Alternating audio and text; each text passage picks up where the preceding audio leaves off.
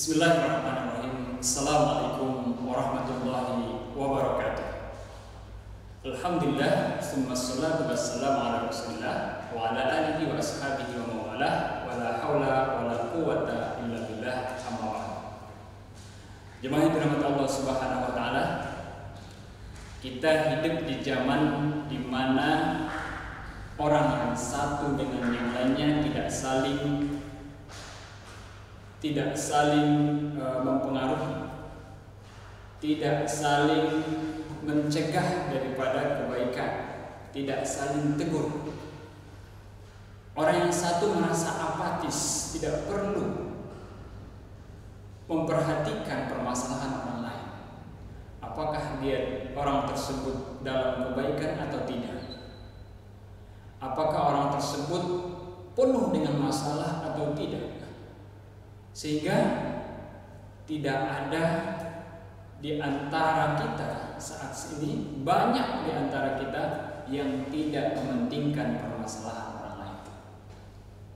Bahkan dalam satu kompleks sekalipun banyak yang saling tidak kenal karena merasa tidak perlu, tidak penting berhubungan dengannya, karena dia tidak merasa perlu atau diperlukan kepada orang lain. Jemaah yang dirahmati Allah Subhanahu wa taala, ini tentunya sudah jauh dari ajaran Islam. Sudah jauh sekali pergeserannya. Di mana dalam Islam itu ada yang disebut dengan nahi munkar, amar ma'ruf nahi munkar. Dan itu kewajiban kita sebagai seorang muslim. Dalam satu hadis dikatakan, man ra'a minkum munkaran falyughayyirhu biyadihi. Falyughayyirhu biyadihi. Fa illam yastati' fa bi lisanihi.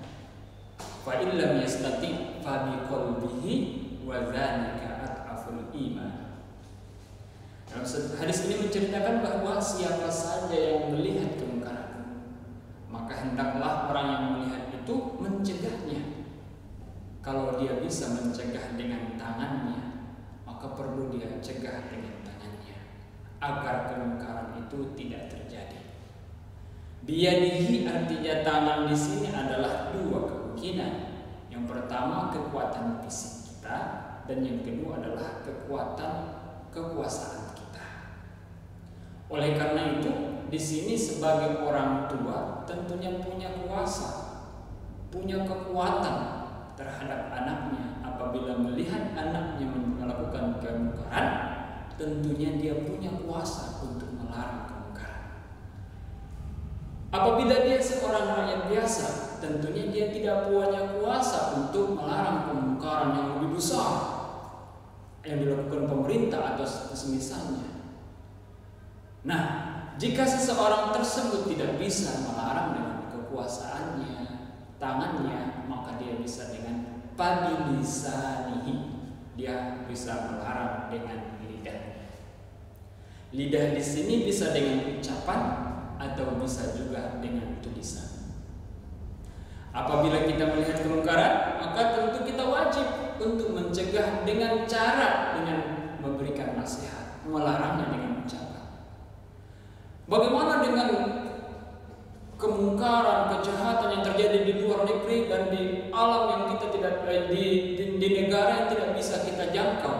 Bisa kita menulis bahwa kemungkaran itu adalah tidak diridhoi oleh Allah Subhanahu wa taala. Bagaimana pelanggaran HAM dan seterusnya, bisa kita tulis sebagai bentuk bahwa kalau kita melihat pelanggaran, tentu kita wajib untuk mencegahnya, yaitu bilisanihi, dengan lidah atau tulisan kita. Ikhwati fillah yang dirahmati Allah Subhanahu wa taala. Kemudian kalau kita tidak sanggup juga, kita bukanlah orang yang bisa berbicara, kita punya rasa takut, atau kita juga tidak bisa menulis, bagaimana? Fabi qalbihi, maka kita harus mencegahnya dengan hati kita. Artinya kemungkaran itu kita rasakan tidak sesuai dengan hati kita, itu menyimpang. Kata Rasulullah, wadzalika at'aful iman, yang sedemikian itu adalah selemah-lemahnya iman. rasa ketidaksukaan kita terhadap kemungkaran dengan hati kita itu saja Rasulullah bilang bahwa itu adalah selemah-lemahnya iman. Bagaimana dengan orang yang tidak sama sekali mementingkan, sama sekali tidak menghiraukan kemungkaran yang terjadi di sekelilingnya? Nauzubillah. Nah, pantas saja Rasulullah SAW pernah bersabda, "Wahai para sahabat, tahukah kalian siapa orang yang terbaik di dunia ini?" Kata Rasulullah kepada sahabat. Para sahabat menjawab, "Allah dan Rasulnya lebih tahu. Allah dan Rasulnya paling tahu segalanya."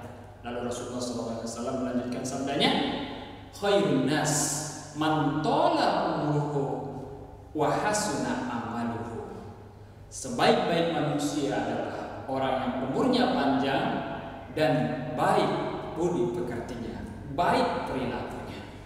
Maka ukuran seseorang yang terbaik itu dalam Islam sangat mudah. Apabila dia orang yang panjang umurnya, kemudian dia suka berbuat baik, kemungkaran dia cegah dengan beberapa opsi yang ditawarkan oleh Rasulullah SAW, maka ini sudah termasuk orang yang terbaik di mata Allah Subhanahu wa Ta'ala.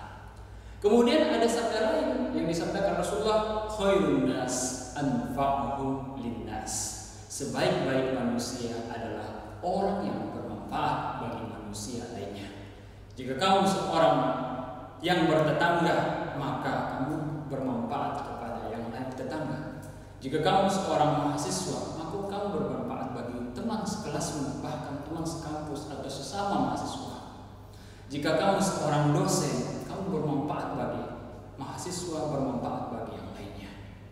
Terlebih lagi apabila kamu lebih mempertanyakan permasalahan yang dihadapi oleh saudaramu seiman ataupun bukan.